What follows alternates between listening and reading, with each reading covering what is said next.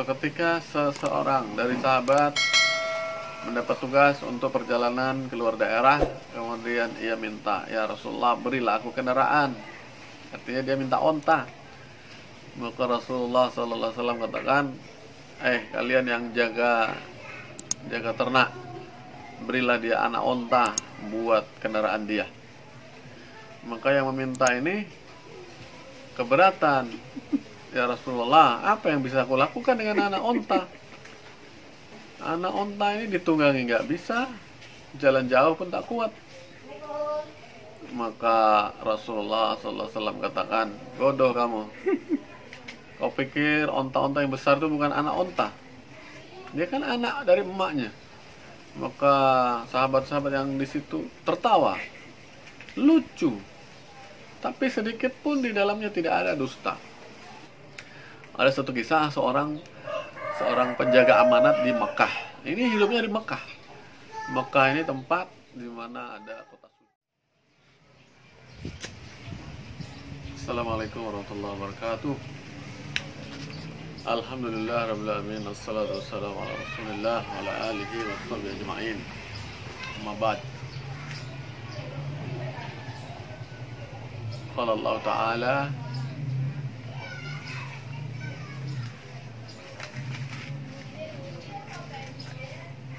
"Ya ayyuhalladzina amanu la yaskhar qaumun min qaumin asa yakunu khairan minhum wala nisa'un min nisa'in asa yakunna khairan minhunna wala tanabazu bil alqab." Ini di surat Al-Hujurat. "Wala talmizu al-anfusakum wala tanabazu bil alqab. Bi'sal ismul fusuqu ba'dal iman.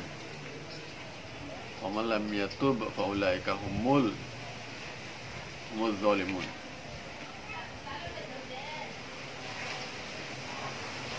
Wa aslihu baina akhwaykum. Saudara-saudara sekalian yang dirahmati Allah SWT, dalam Islam bersaudara, menjaga persaudaraan merupakan hal yang besar. Allah SWT menyukai orang-orang Islam yang bersaudara. Walaupun ada masalah, mereka lebih mendahulukan persaudaraan, sehingga selalu ada jalan keluar untuk masalah-masalah di antara mereka. Maka Allah SWT di dalam surah Al-Hujurat mengatakan, "Wa in ta'ifatani minal mu'minin iqtatalu fa aslihu bainahuma." Kalau ada dua kelompok dari orang-orang beriman saling bermusuhan, maka damaikanlah mereka berdua. Fa in baghat ihdahuma 'alal ukhra, kalau satu kelompok dia ngotot untuk menguasai yang lain, memerangi kelompok yang lain dari orang beriman, faqatilul ladzi tabghi hatta tafi'a ila amrillah. Maka orang-orang mukmin boleh memerangi kelompok orang mukmin yang ngotot ingin menyerang atau menyakiti kelompok yang lain. Fa in fa'at fa aslihu bainahuma bil adli. Tapi kalau yang ngotot ini sudah sadar, maka buatlah satu perdamaian di antara mereka dengan adil. Innallaha yuhibbul muqsitin.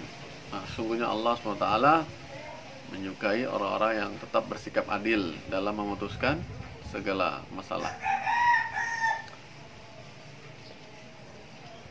Innamal mu'minuna ikhwah, hanyalah orang-orang beriman ini yang bersaudara. Fa aslihu baina akhawaykum, dan damaikanlah di antara kedua saudara kalian. Wattaqullaha la'allakum turhamun, dan bertakwalah kalian kepada Allah, semoga kalian menjadi orang-orang yang dirahmati. Nah, ini persaudaraan yang sangat disukai oleh Allah SWT. Rasulullah SAW juga lebih mendorong kepada persaudaraan.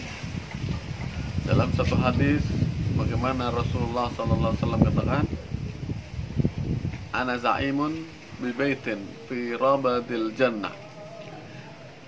Saya akan menjamin sebuah rumah di terasnya surga.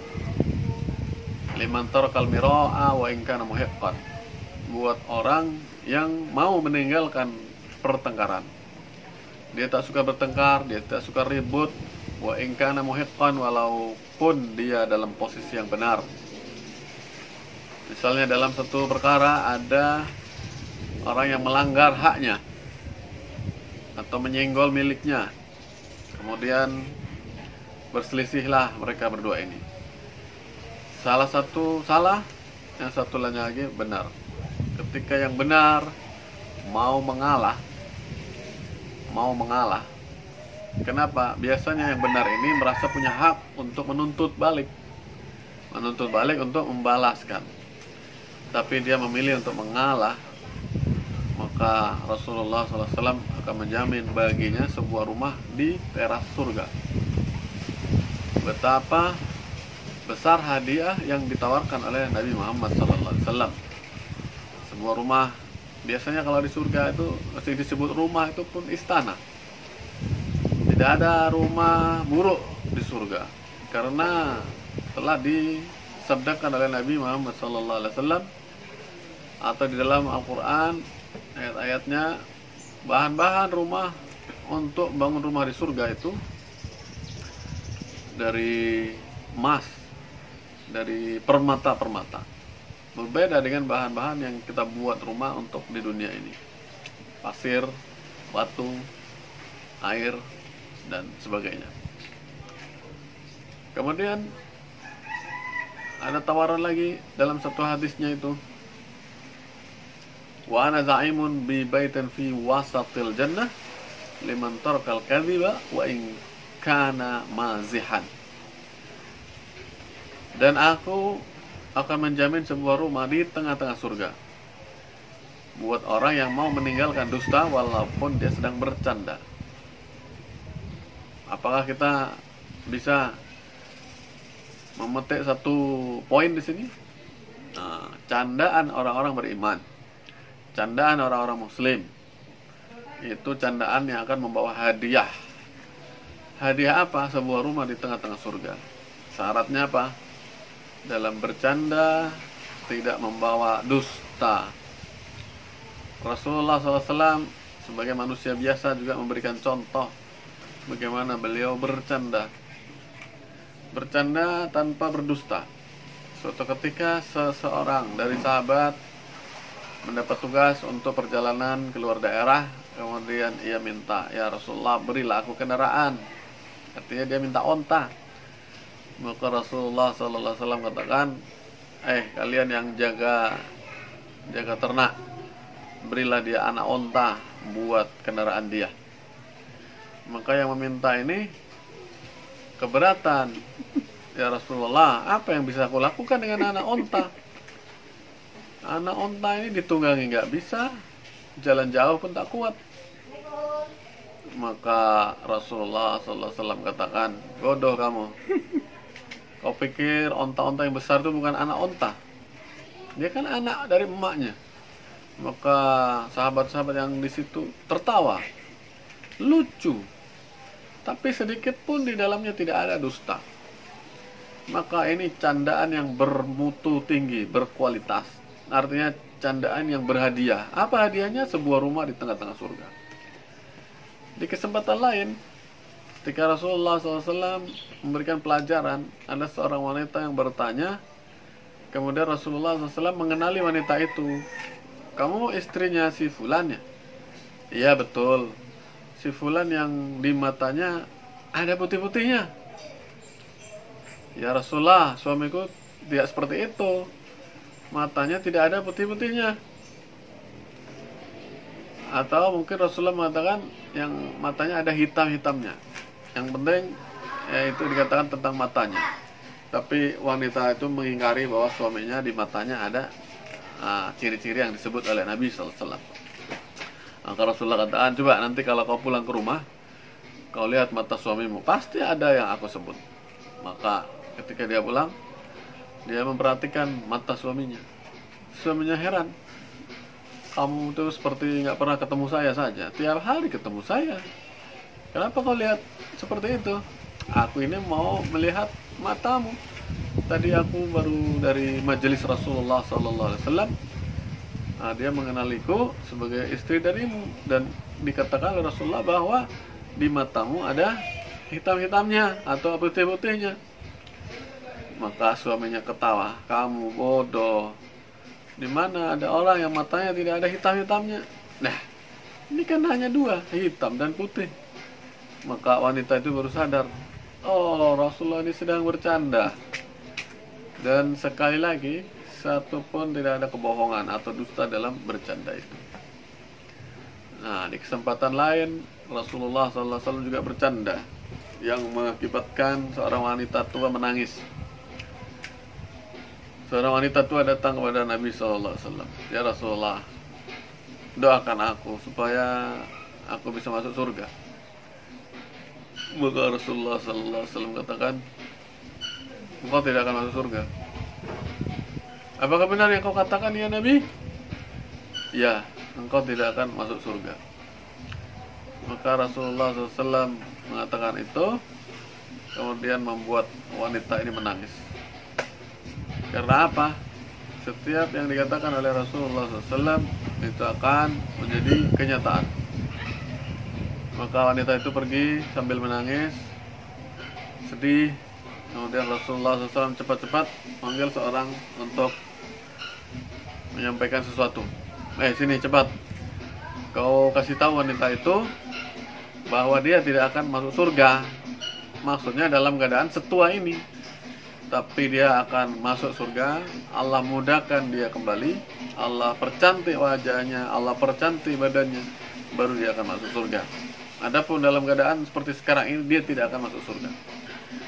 Maka dikejar, ibu, dengarkan, Rasulullah SAW bermaksud seperti ini. Engkau tidak akan pernah masuk surga dalam keadaanmu seperti ini, tua renta, keriput. Tapi Allah SWT akan jadikan engkau muda kembali, kemudian cantik, baru engkau akan masuk surga. Kemudian wanita itu tertawa-tawa. Ini Rasulullah bercanda, tapi sekali lagi tak sedikit pun ada kebohongan di sini. Ini canda yang berkualitas. Maka menjadi orang yang beriman ini hidupnya berkualitas. Kualitas apa? Kualitas akhirat. Ajaban li amril mu'min, kata Rasulullah SAW. Sungguh menakjubkan kepada urusan orang yang beriman. Wa kana kullu amri ajaba, dan seluruh urusannya itu menakjubkan. In asabahu sarran fa syakar fa kana khairan lah. Kalau ditimpa kebaikan yang menggembirakan, lalu dia bersyukur, maka syukurnya itu dapat pahala. Wa in asabahu darra fa sabar wa ihtasab kana khairan lah. Kemudian jika ada hal yang menyedihkan, hal yang menyusahkan dia, menimpanya, maka kemudian dia bersabar dan berharap pahala dari Allah SWT dengan kesabaran itu, maka itu akan jadi pahala. Senang dapat pahala, sedih juga dapat pahala, selama ia menyandarkannya kepada Allah SWT, si pemilik segala sesuatu. Dikembalikan, inna lillahi wa inna ilaihi raji'un. Alladzina idza asabatkum musibah.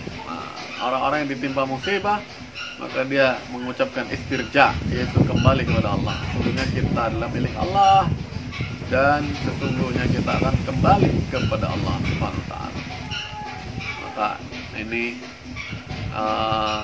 hal yang sangat baik untuk diketahui bagi setiap orang beriman, bahwasanya mereka ini akan diberikan balasan surga bukan dari sholat saja, dari puasa saja, tapi dengan mengalah dari pertengkaran. Walaupun dia berhak untuk menuntut pada saat itu, kemudian dia memilih untuk mengalah, itu hadiahnya sebuah rumah di pinggiran surga. Adapun bercanda ini bisa dapat pahala. Apa pahalanya? Sebuah rumah di tengah surga. Karena candaan orang beriman ini untuk menyenangkan orang-orang beriman juga. Nah, asal tidak ada dusta di dalamnya, jaminan sebuah surga, sebuah rumah di tengah-tengah surga. Rasulullah SAW sudah jaminkan untuknya. Kemudian lanjutan daripada hadis itu, wa ana za'imun bi baitin fi a'lal jannah liman hasana khuluquh. Dan aku menjamin sebuah rumah di surga yang paling tinggi. Di sebuah rumah di surga yang paling tinggi. Buat siapa ini? Buat orang yang mau membaguskan akhlaknya. Membaguskan akhlaknya. Akhlak itu apa? Akhlak itu dinilai dari hubungan satu orang ke orang lain. Bagaimana hubungan dia dengan orang lain? Nah, kalau dia baguskan akhlaknya. Sengaja, akhlak itu bukan perkara otomatis. Ketika berjumpa seorang, dia berusaha tersenyum. Ini sengaja tersenyum. Kenapa coba? Tersenyum karena Allah. Karena di dalam senyum itu terdapat satu pahala sedekah. Tetapi melebihi dari pahala sedekah, orang yang bagus akhlaknya, sepanjang waktu Allah SWT akan tempatkan dirinya memiliki sebuah rumah di surga yang paling tinggi. Orang yang bagus akhlaknya ini, dia orang yang mau belajar menempa dirinya, bertemu dengan segala macam manusia.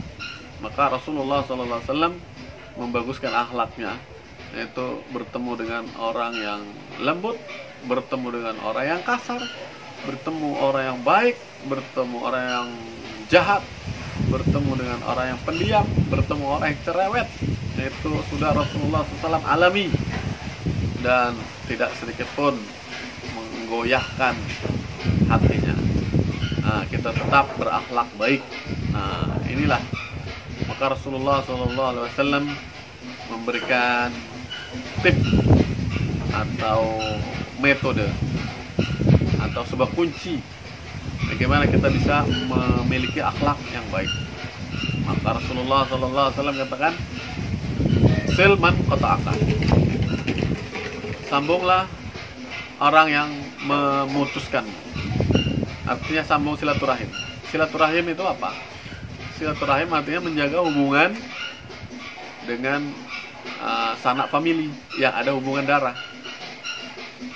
Hubungan darah ini siapa? Antara anak dengan ayah, anak dengan ibu, seorang keponakan dengan paman dan bibi, atau seorang cucu dengan nenek, dan seterusnya. Ini silaturahim. Karena buruknya hubungan silaturahim itu akan memperburuk agama juga. Silman qata'aka.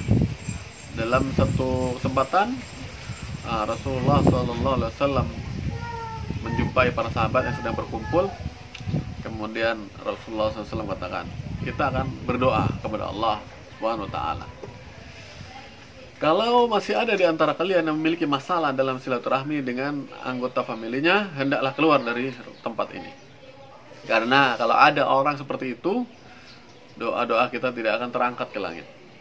Maka akhirnya salah seorang lelaki keluar dari situ, kemudian minta izin, ya Rasulullah, aku masih punya masalah dengan bibiku. Terjadi perselisihan yang sampai sekarang belum selesai. Pergilah kau. Maka laki-laki itu datang ke bibinya, kemudian dia katakan, Bi, aku minta maaf atas ketidaksopananku kepadamu, karena aku adalah ponakanmu yang kurang bagus. Nah, akhirnya kata bibinya, tumben kau sekarang mau minta maaf, ada apa? Saya barusan dari majelis Rasulullah SAW, orang yang masih ada masalah dengan silaturahminya, maka doanya tidak akan sampai ke langit. Hari ini Rasulullah SAW berdoa bersama sahabat-sahabat lain. Nah, kalau aku bergabung dengan mereka sedangkan aku masih memiliki masalah dengan silaturahim, maka doa mereka semua tidak akan sampai ke langit. Maka sekarang aku minta maaf kepadamu. Akhirnya bibinya memberikan maaf. Kemudian dia bergabung lagi dengan Rasulullah SAW dan para sahabat. Nah, ini pentingnya silaturahim. Karena dalam kitab Riyadhus Shalihin, Allah SWT tidak akan mengangkat doa orang yang dua orang yang mutasyahinan. Mutasyahin itu masih ada syahan, masih ada gondok. Dua orang gondok tidak saling minta maaf atau memaafkan. Nah, ini doanya tidak akan sampai. Salah satu atau kedua-duanya berdoa, ya Allah, ya Allah, ya Allah, Allah akan melihat ini dua orang ini nggak mau dia berdamai, nggak mau dia saling memaafkan. Sudahlah, tak usah didengar doanya. Nah, rugi besar kita. Orang yang tidak mau memperbaiki silaturahmi rugi besar. Seumur hidupnya, semasa dia masih begitu, dia akan mengalami hal yang merugikan. Apa? Doa, tapi Allah tidak mau dengar. Ada satu kisah seorang penjaga amanat di Mekah. Ini hidupnya di Mekah. Mekah ini tempat di mana ada kota suci, yaitu Makkah Al-Mukarramah, kemudian ada Al-Masjidil Haram. Nah, dia kalau ada jemaah haji yang kenal dia, maka dia akan dipercaya untuk menjaga amanah. Seorang saudagar, dia mau uang 1000 dinar. Dititipkan kepada laki-laki ini. Ini kisah yang populer dalam kitab tafsir, ini populer sekali.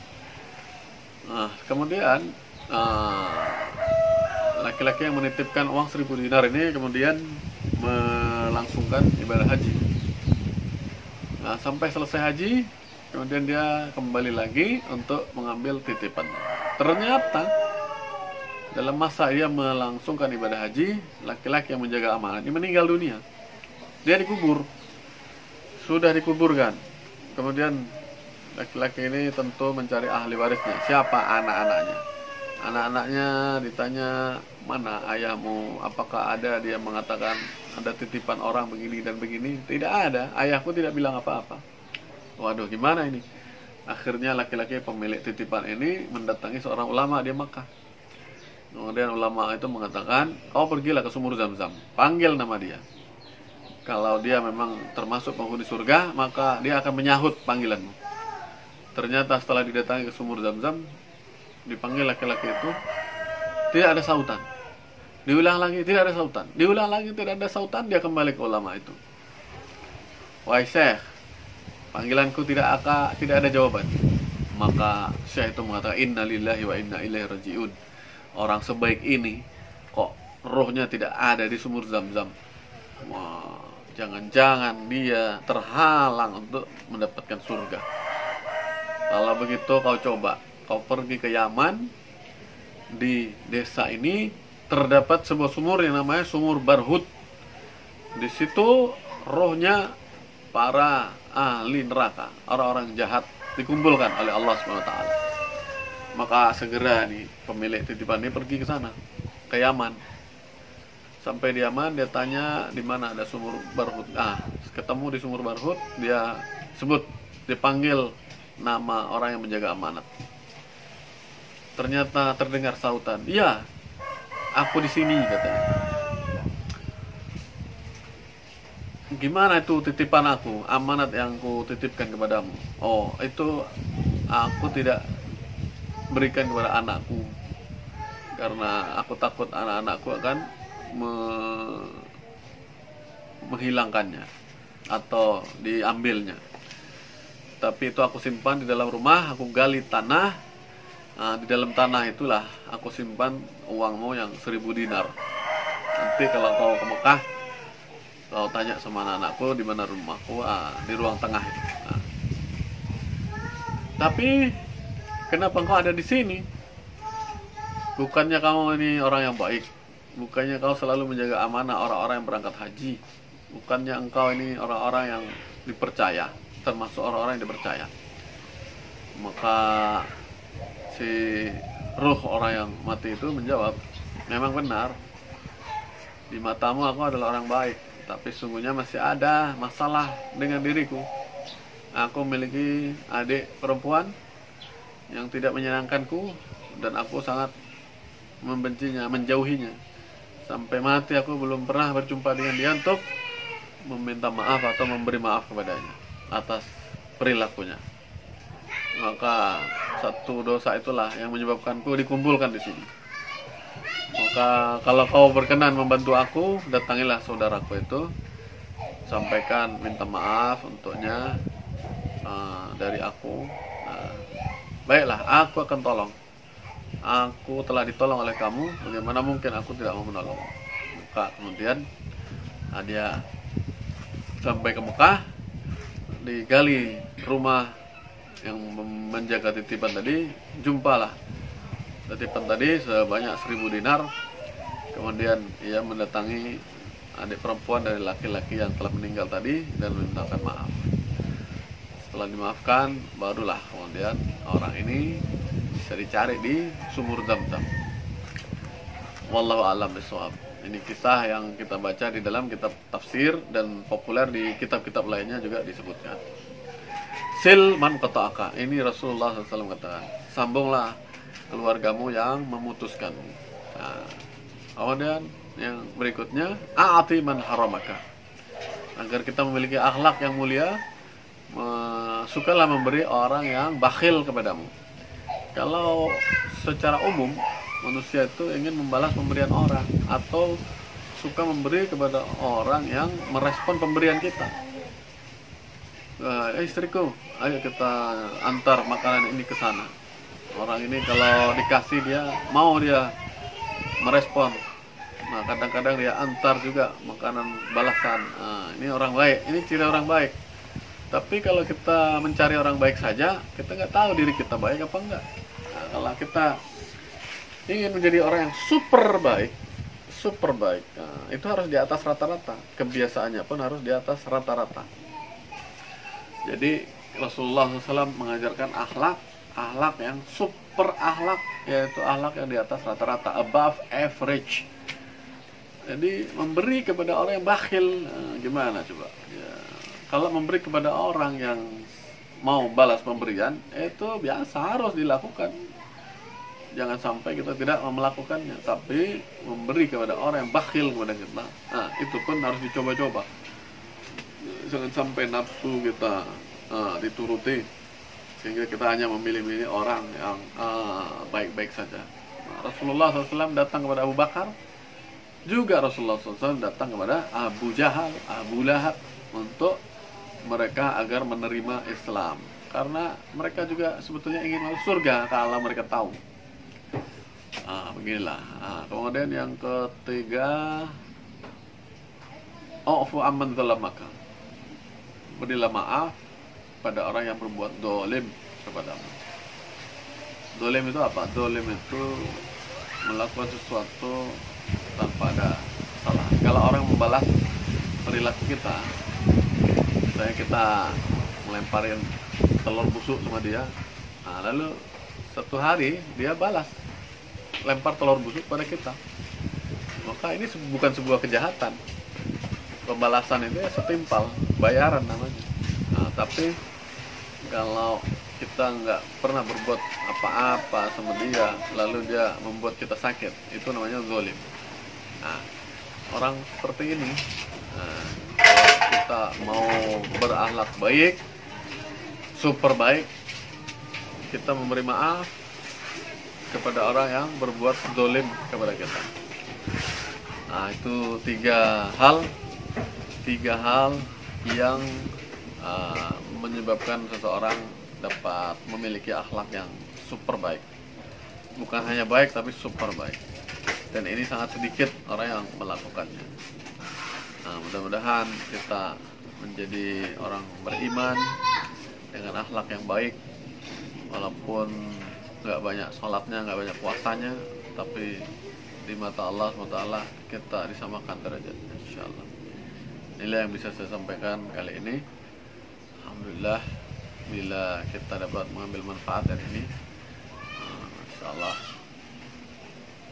Barakallah li wa lakum. Assalamualaikum warahmatullahi wabarakatuh.